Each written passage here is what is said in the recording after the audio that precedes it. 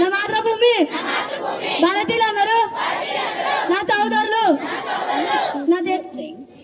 నేను నా దేశాన్ని ప్రేమిస్తున్నాను. సుసంపదమైన బౌద్ధమైన నా దేశ వార సంపద నాకు గర్వకారణం. దీనికి అర్హత పొందడానికి సర్వదా నేను కృషి చేస్తున్నాను. నా తల్లిదండ్రులను, ఉపాధ్యాయులను, పెద్దలందరినీ గౌరవిస్తాను. ప్రతి వారితోనూ మర్యాదగా నడుచుకుంటాను. జంతువుల పట్ల దయతో కలిగి ఉంటాను.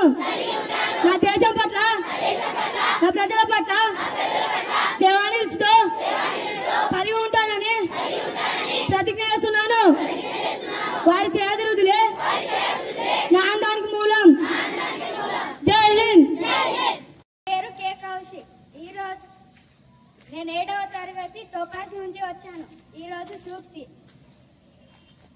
ఆకాశం కన్నా ఎత్తు, సముద్రం కన్నా లోతైనది అమ్మ హృదయం. అమ్మ ముందు ఎవరెస్ట్ శిఖరమైన తల వంచి తీరుతుంది. నేను మళ్ళీ చెప్తాను: ఆకాశం కన్నా ఎత్తు, సముద్రం కన్నా లోతైనది అమ్మ హృదయం. అమ్మ ముందు ఎవరెస్ట్ శిఖరమైన తల వంచి తీరుతుంది. ధన్యవాదములు. ఉదయం. నా పేరు అనుశ్రీ. నేను 7వ తరగతి నుంచి వచ్చాను. ఈరోజు పదం చెప్పబోతున్నాను. పదం: ఆందోళన లేదా కంగారు పడటం. వరుస దొంగతనాలతో ప్రజలు ఆందోళన చెందారు. ధన్యవాదములు. అందరికీ శుభోదయం. ఈరోజు రాష్ట్రీయ వార్తలు మరియు క్రీడా వార్తలు మీ ముందుకు తీసుకొచ్చాను. కేఆర్ చౌదరి 7వ తరగతి నుండి. రాష్ట్రీయ వార్తలు: తెలంగాణకు రెయిన్ అలర్ట్. నీదుపాలు జిల్లాలో వర్షాలు. క్రీడా వార్తలు: ఓవెల్ భారత్తో ఇంగ్లాండ్ చివరి టెస్ట్. T20లో ర్యాంకింగ్ లో నెంబర్ 1 స్థానంలో అభిషేక్ శర్మ. ధన్యవాదాలు. అందరికీ శుభోదయం. నా పేరు రంజిత్. నేను 7వ తరగతి తోపాస్ నుంచి వచ్చాను. అంతర్జాతీయ వార్తలు: ప్రపంచంలోని మొదటి సోలార్ ట్రైన్ నీసర్ శాటిలైట్. జపాన్ అమెరికాలకు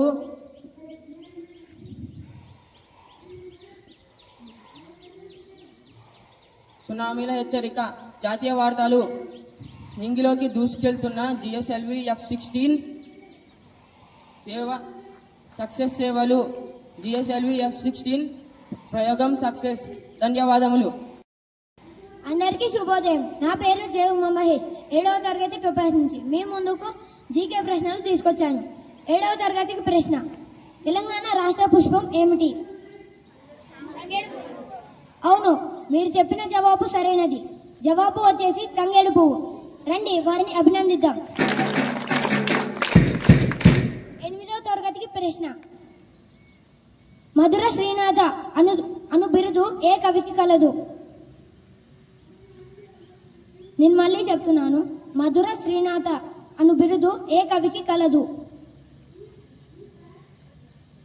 క్షమించండి, మీరు ఏ సమాధానం చెప్పలేదు. సమాధానం వచ్చేసి గుర్రం జాషువా.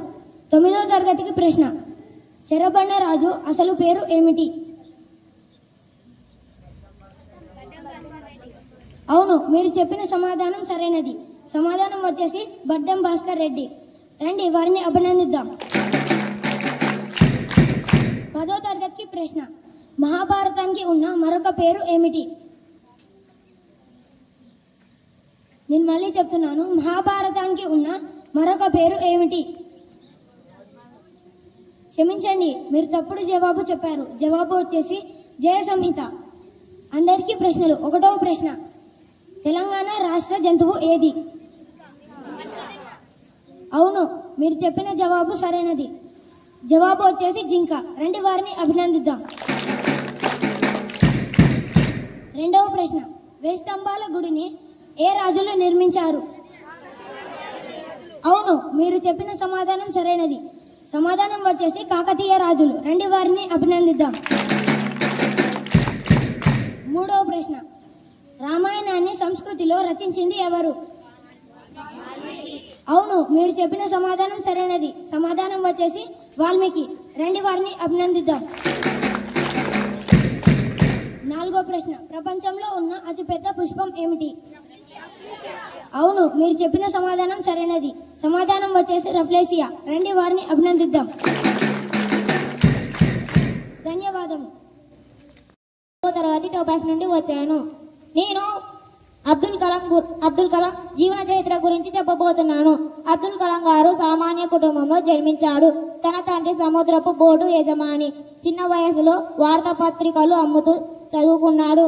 అతని చిన్ననాటి జీవితం శ్రమతో కూడినది, కానీ విజ్ఞానంతో నిండినది. అబ్దుల్ కలాం గారు అక్టోబర్ 15, 1931 రామేశ్వరంలో జన్మించాడు. చిన్ననాటి నుండి పైలట్ కావాలని ఆశ. డిఆర్డిఓ మరియు ఐఎస్ఆర్ఓ సంస్థానంలో పనిచేశాడు. ఇతన్ని మిసైల్ మ్యాన్ ఆఫ్ ఇండియా అని పిలుస్తారు. 2002 సంవత్సరంలో 11వ రాష్ట్రపతిగా ఎన్నిక అయ్యారు. పిల్లలు మరియు యువకులతో కలిసి ఉండడం వారికి చాలా ఇష్టం. చివరి క్షణం వరకు విద్యార్థుల కోసమే జీవించారు. 27 జూలై 2015 ఇతను మరణించాడు. ధన్యవాదములు. రూపాయి కన్నా రూపం గొప్పది, వేల కన్నా వినయం గొప్పది, లక్షల కన్నా లక్షణం గొప్పది, కోట్ల కన్నా కొనలేని విద్యార్థి జీవితం గొప్పది. శుభోదయం అందరికీ. ఈరోజు మీ ముందుకు పుస్తకం గురించి చెప్పబోతుంది భావన. 7వ తరగతి టోపాస్ నుండి. పుస్తకముల నీవు పువ్వు వల్లే చూడు, పుస్తకముల నీవు పువ్వు వల్లే చూడు, చింపబోకు మురికి చేయబోకు, పరుల పుస్తకములు ఎరువ తెచ్చి తినేవి,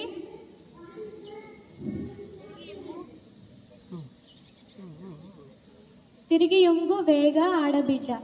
భావం: ఓ తెలుగు బిడ్డ, పుస్తకాలను పువ్వులాగా చూడు, చింపవద్దు, మురికి చేయవద్దు.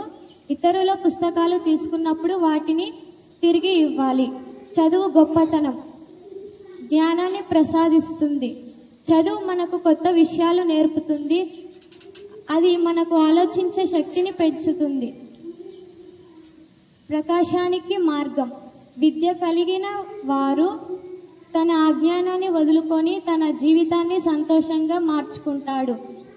విద్య వల్ల నైతిక విలువలను పెంచుకోవచ్చు. చదువు వల్ల ప్రపంచంలో ఎక్కడైనా మనం గుర్తింపు లభిస్తుంది.